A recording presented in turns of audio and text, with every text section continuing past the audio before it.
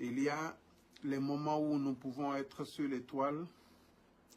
Il y a ce qu'on fait sur l'étoile et il y a ce que nous faisons en dehors de l'étoile, quand surtout on est partagé entre ces différents mondes. Quand Dieu vous donne cette mission ou cette petite partie de partager, par moment il vous faudra du temps pour pouvoir réellement partager.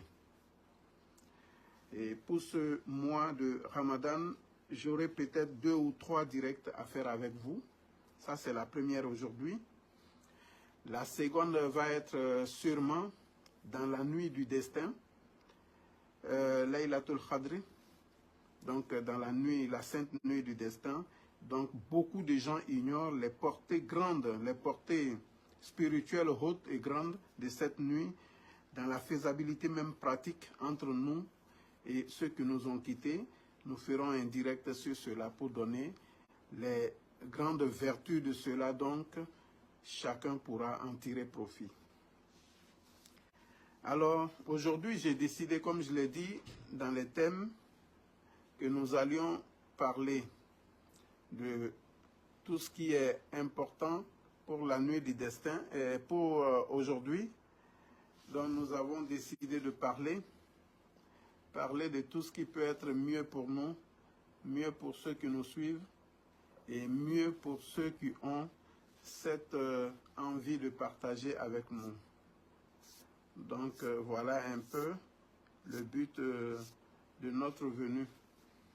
Quand je dis notre venue, à un certain moment de la vie, l'être humain, tu n'es plus seul dans ce que tu fais.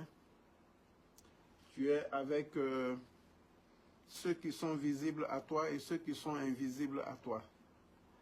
C'est ainsi que je voudrais que nous parlions positivement afin de comprendre certaines choses. J'ai parlé des bougies.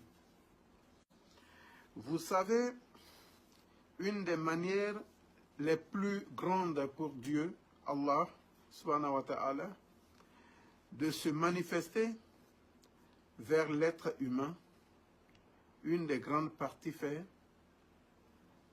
à Moïse, c'était le feu. Et les savants nous disent que le feu donné à Moïse a été lavé plusieurs fois avant d'être donné à Moïse, et cela fut lavé plusieurs fois avant d'être donné à Adam, parce qu'elle vient de l'autre monde.